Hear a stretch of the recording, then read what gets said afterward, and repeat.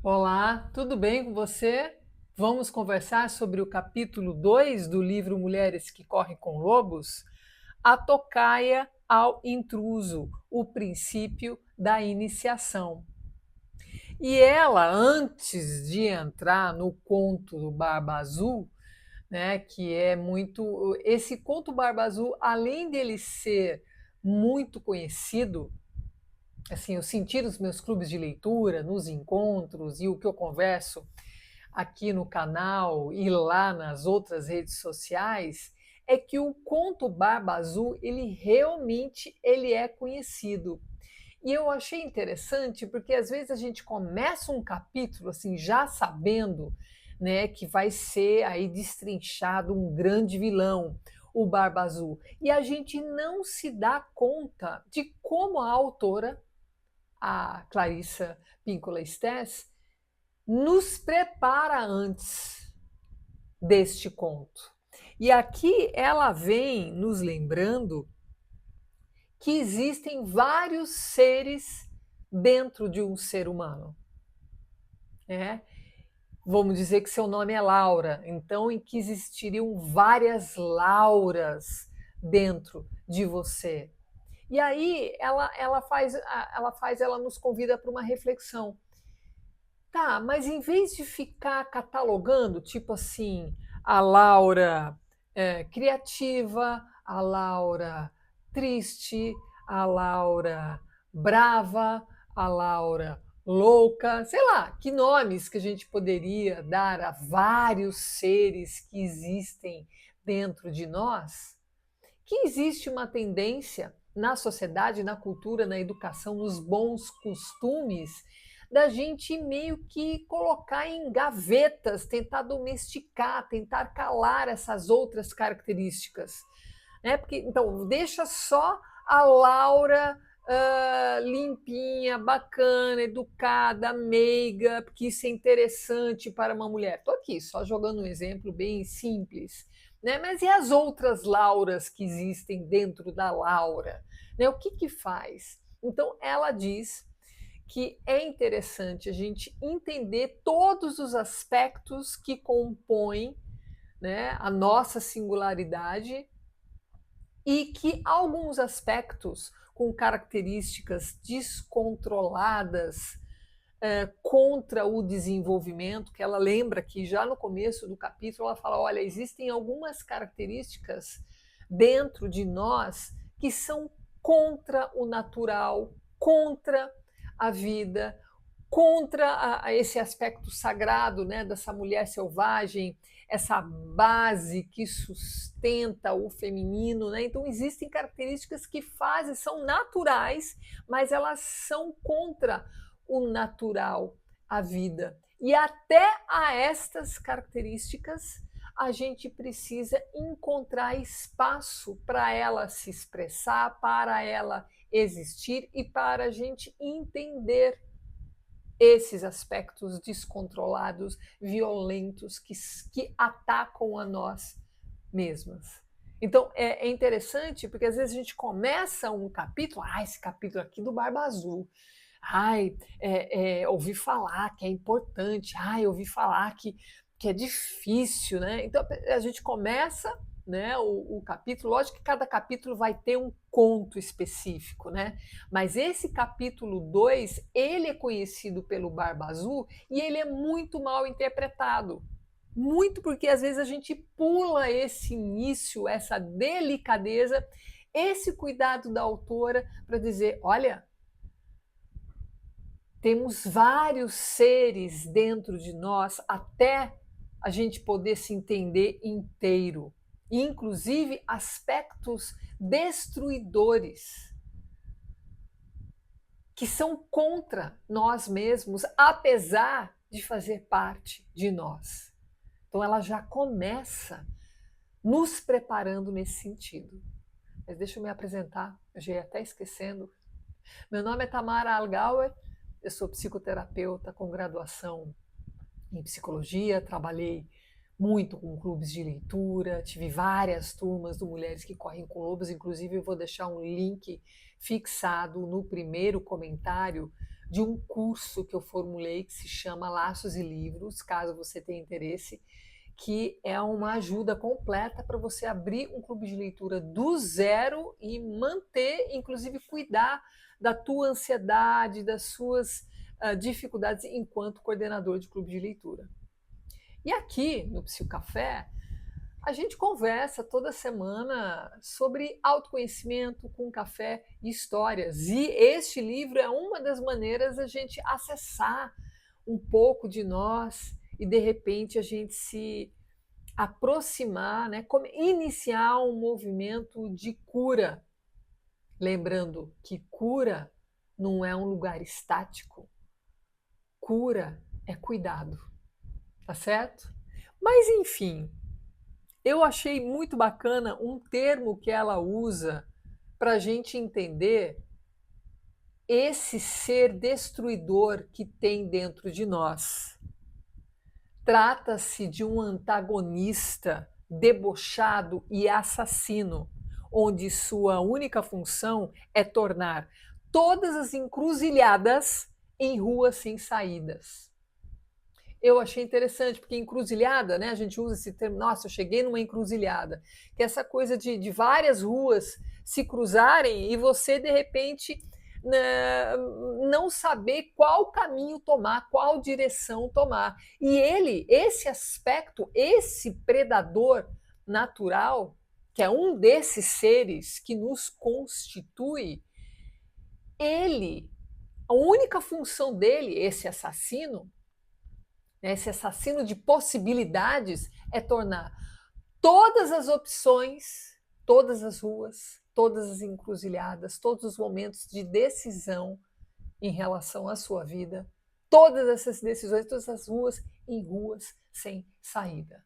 Eu achei muito interessante como a Clarissa traz esse termo, essa imagem, né, para impactar. Você fala assim, opa, o que seria isso? E aqui, até antes de falar do conto, eu levantei algumas hipóteses, que poderia ser a autossabotagem, pode ser esse assassino dentro de nós, a resistência, né? A resistência a coisas novas, resistência a mudar, resistência a experimentar o novo, pode ser também, mania de perfeição, vergonha, ansiedade no sentido do medo, né, de sempre imaginar o pior cenário para as coisas na sua vida, depressão no sentido de falta de força, falta de confiança, né, em relação ao que você pensa sobre si, mania de perseguição, né, que é às vezes uma desconfiança irreal, né, uma mania como se várias pessoas estivessem pensando e falando mal de você, ou esperando que desse tudo errado, né? O próprio desânimo, esgotamento, né? Essa síndrome de fim de fila, né? Que você faz. Quando tá chegando a sua vez, você vai e coloca filho, marido, amiga, cachorro, papagaio, periquito, tudo na tua frente, né? É isso que eu chamo de síndrome de fim de fila. A gente podia, de repente, até fazer depois um vídeo para falar um pouquinho mais sobre isso. Mas nesse começo do conto, do capítulo 2, melhor dizendo, né, até antes da história propriamente dita, eu já entrego, né, as possibilidades desses assassinos internos, né? Qual é o teu assassino interno atual hoje, né? Que vem tentando matar, né, as tuas ideias, a tua criatividade, o teu feminino, o teu posicionamento, né, a tua fala. Qual é o assassino da vez? Né? Como ele se apresenta? E eu acho interessante a gente começar falando já sobre isso, porque existe uma tendência de quando a gente vai ler o conto do Barba Azul, de achar, da gente identificar ali um ex-namorado abusivo, sabe? Um patrão que te fez muito mal, né? A gente acaba colando, às vezes, numa figura masculina que você pode ter conhecido na sua vida e, ai, nossa, me fez lembrar o meu ex. E não necessariamente é essa a mensagem principal do conto Barba Azul, apesar de ter aqui um homem, né, com essa barba azul, com esse brilho azulado, né, que incomoda as mulheres, mas ele é poderoso, ele tem vários cavalos, ele tem um castelo, ele é rico, ele sabe cortejar. Então, assim, você vai esquecendo da mensagem principal e fica presa muitas vezes. Ai, é meu ex. Ai, é aquele casamento que não deu certo. Ai, é aquela pessoa que tentou me destruir. E não é sobre isso, tá? Deixa eu ler um pequeno parágrafo aqui que eu acho bem interessante como a Clarissa apresenta o conto propriamente dito, tá? Existe uma mecha de barba que fica guardada no convento, nas montanhas distantes. Como chegou até o convento, ninguém sabe. Isso é na página 54 dessa edição aqui, tá bom? Uns dizem que foram as freiras que enterraram o que sobrou do seu corpo, que já ninguém mais se dispunha a nele tocar. Desconhece-se o motivo pela qual as freiras iriam guardar uma relíquia dessa natureza. Mas é verdade. Uma amiga de uma amiga minha viu com os seus próprios olhos. Ela diz que a barba é azul, de cor do índigo, para ser exata. É tão azul quanto o gelo escuro do lago, tão azul quanto a sombra de um buraco à noite. Essa barba pertenceu um dia a alguém a quem se dizia ser um mágico fracassado, um homem gigantesco com uma queda pelas mulheres, um homem conhecido pelo nome Barba Azul. Eu fico arrepiada com esses inícios, né, com essas apresentações. E tem um porquê dela fixar, dela falar, né, que essa barba, inclusive, está guardada por essas freiras num convento, nas montanhas, entende? Então, assim, tem um porquê. E isso no decorrer da análise, que hoje aqui a gente está mais preparando você para a leitura, né? E eu pretendo fazer mais 2 vídeos depois, acompanhando a análise da Clarissa e compartilhando aqui com você aquilo que eu percebi na sua leitura solitária. E caso você pense em abrir seu clube de leitura ou você já esteja lendo com as suas amigas, coisas que eu acredito que sejam interessantes você observar. Mas vamos para o conto de uma forma resumida, para quem não conhece. Barba Azul, este homem grande, poderoso, começou a cortejar 3 irmãs. E elas ficavam muito incomodadas com esse brilho azulado da barba dele, né? E ele foi insistindo, insistindo, até um dia que ele resolve convidar as 3 irmãs e a mãe para um passeio no bosque, para um piquenique, acompanhado com seus cavalos, cavalos belíssimos, muito lindamente ordenados, uh, um piquenique, né, e muitas coisas gostosas de comer, e os cães dele acompanhando, fazendo a segurança, né, na frente, atrás, e não sei o quê.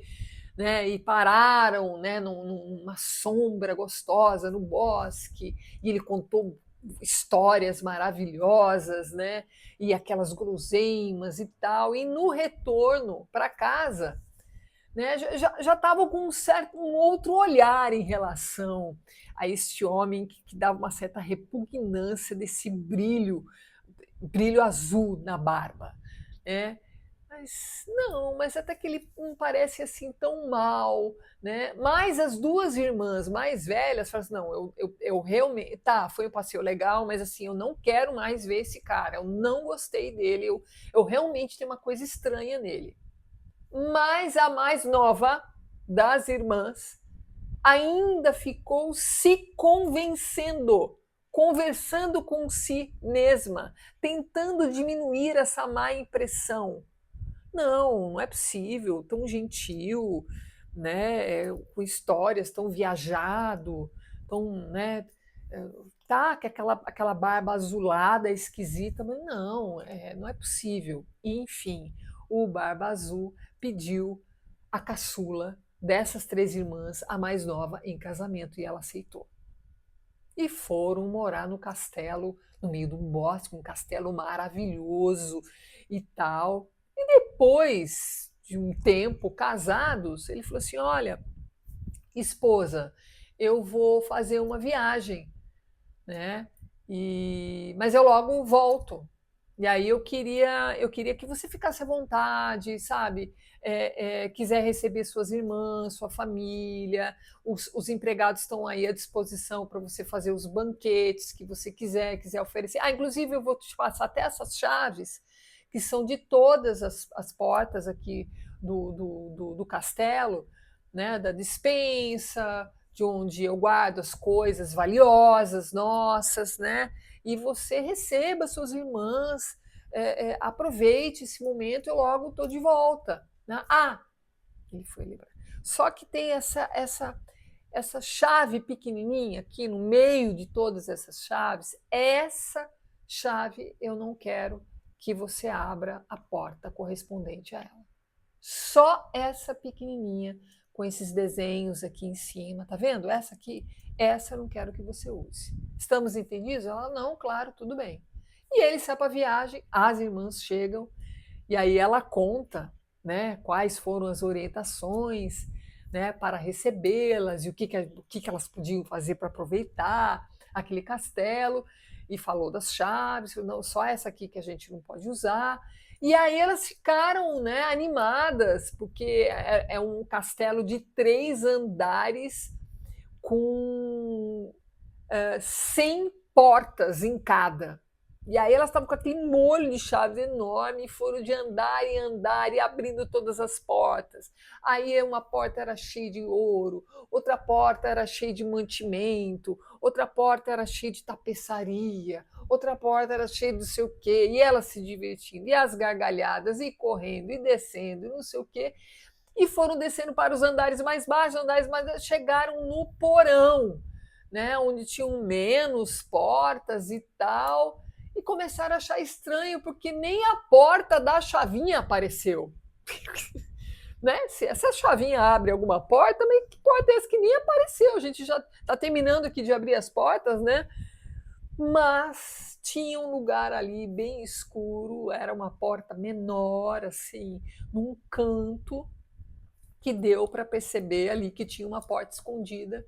E ali foram elas, apesar da instrução, mas tinham a curiosidade e abriram essa porta com a chavinha pequenininha, com a chavinha proibida. Quando abriram essa porta, estava muito escuro.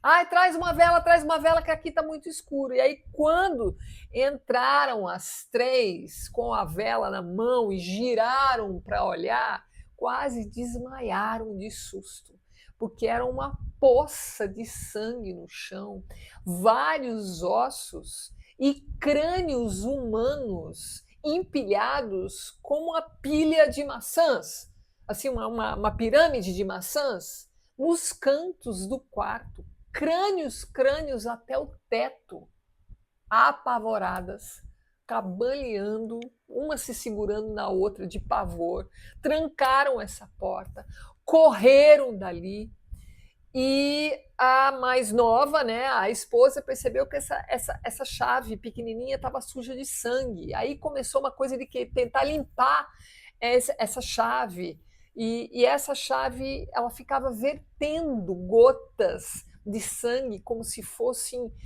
lágrimas de sangue vertendo dessa chavinha pequena. E ela começou a se apavorar e pega a cinza do fogão a lenha, esfrega aquele escovão de crina de cavalo joga nas brasas do fogo para cauterizar, para ver se para de sangrar essa chave. Olha, foi um desespero, você fica no desespero também. Aí você fica assim, daqui a pouco esse cara vai chegar, vai falar o quê? Aí ela foi pro quarto, tirou do molho de chaves e pegou essa chavinha e colocou no guarda-roupa dela e trancou o guarda-roupa dela e trocou de roupa, porque ela já estava suja de sangue também. E as irmãs se esconderam no quarto, e aí esse cara tá chegando. E já chega chamando por ela e querendo saber como é que foi. Não, tá tudo bem. E como é que estão as coisas aqui? Já com um tom meio desconfiado, né? Não, tá tudo bem, meu marido, tá tudo bem, não sei o quê. E aí ele falou assim: me entrega as chaves. E ela entregou as chaves. Aí ele percebeu que estava faltando a chavinha pequena. Ele falou: você entrou no quarto que eu disse que não era para abrir essa chavinha. E agora você sabe o que vai acontecer com você. E aí ele já pega ela brutalmente, já vai descendo com ela para o porão onde está esse quarto, essa porta, né? E ao entrar na porta, ela se segura no batente, né? E gruda ali, e ele tentando tirá-la, ela fala assim: não, mas deixa eu me proteger, deixa eu me preparar antes da morte. Me dê 15 minutos para eu me reconciliar com Deus, para eu fazer as minhas orações. Por favor. Ele falou: tá, você tem 15 minutos para se preparar para a sua morte, porque você já sabe o seu fim. E ela subiu correndo para o quarto, encontrou com as irmãs e falou assim: olhem pela janela para ver se os nossos irmãos já estão vindo. Olhem pela janela. E ela foi perguntando duas, três vezes, enquanto ele está pensando que ela está rezando. E a resposta: não, a gente não está vendo nada. Elas da janela ali na pontinha do pé, olhando acima da colina. Não, peraí, parece que tem uma poeira. Não, não, são eles chegando, só que nisso ele já está subindo, porque os 15 minutos já acabaram. Né? E aí ele já se agarra com ela, né, para descer para o porão, e aí nisso que ele está puxando ela, os irmãos chegam a cavalo e já tiram as espadas e matam ele ali mesmo. E assim, nesse estresse, nessa velocidade, acaba esse conto sensacional, o Barba Azul. Mas perceba, às vezes a gente, num clube de leitura, ou às vezes você lendo sozinha, você fala assim: caramba, se eu caso com um cara poderoso assim, se o cara fala: ó, não abra com essa chavinha aquele quarto ali, deixa aquela porta fechada. Porra, pra que ela foi lá, né? Abrir essa porta, com tantas portas, tantas salas, podendo aproveitar a vida com esse cara. Por que ela foi querer abrir essa porta proibida, né? Por que ela não obedeceu? Exatamente, porque essas irmãs mais velhas, elas vêm representar os outros aspectos curiosos, né? Outros aspectos que vêm assim: mas por quê? Né? Por que não pode? O que existe? O que é que não tem o que é que tem nesta sala que não pode ser visto por você? Entende? Agora, daqui para frente, ela começa a fazer uma análise. Mas não é sobre o seu ex violento ou sobre uma pessoa abusiva, narcisista que você conheceu. Não é. O Barba Azul não é sobre isso. É muito mais profundo. É um Barba Azul interno. É um assassino, um sabotador interno. E, inclusive, essa moça, essa irmã mais nova, é um aspecto seu também, as outras irmãs é um aspecto seu, a mãe negligente que sumiu no conto é um aspecto seu também, e esses irmãos que vêm e resolvem, acabam com tudo, também são aspectos seus. A gente precisa aprender a ler essa obra. Não é sobre o que está fora. Você pode até lembrar de um personagem da novela, de um filme, né? Porque ele já virou filme, o Barba Azul já virou filme. Então, aqui e ali, às vezes colocam, né, um vilão com uma barba muito escura, muito preta, brilhosa, com brilho azul, né? Aqui e ali, esse arquétipo aparece, mas não é sobre isso. Isso seria muito raso, muito pouco. Então, calma, calma. Vamos lendo aos poucos. O próximo vídeo que eu vou começar, que eu vou trazer aqui para você, serão mais 2 vídeos, é justamente seguindo essa análise agora depois do conto. Mas perceba, são aspectos, são todos esses seres dentro de nós que nos constituem. E alguns seres são destruidores. Um deles se chama Barba Azul. Então, qual é o teu Barba Azul? Qual Barba Azul que você ainda não encontrou espaço para entender, para perceber? Não é para colocar coleira, para colocar numa jaula, para amordaçar ou para matar. Não, não. O aspecto aqui, o Barba Azul interno seu, ele precisa ter espaço para aparecer, para falar. E para você reconhecer, olha lá o Barba Azul dentro de mim. Olha esse medo, essa ansiedade, olha eu não consigo, olha eu deixando tudo por último, olha essa síndrome de impostora, esse medo, né? É o meu Barba Azul, é o Barba Azul colocando todas as encruzilhadas, todas as possibilidades de ruas que eu posso tomar, novos caminhos, é o meu Barba Azul tornando todas essas possibilidades ruas sem saída. Percebe a grandiosidade desse capítulo 2? Ou você acha que a Clarissa ia colocar no capítulo 2 qualquer conto, qualquer história, para iniciar, para já chegar com o pé na porta mesmo daquilo tudo que falta a gente saber? É a iniciação. É aquilo que você tem que deixar para trás, deixar de ser inocente, achar que os outros vão resolver, que uma pessoa mais velha, que um aspecto, né, com um símbolo masculino de poder, de conhecimento, possa saber mais que você. Entende? É sobre isso. Falei demais, viu? Olha, se você gostou, curte esse vídeo, compartilha de repente com alguém que está pensando em ler o Mulheres que Correm com Lobos. E se inscreve aqui no canal para a gente tomar esse café tão bom, né? Beijo, até o próximo vídeo.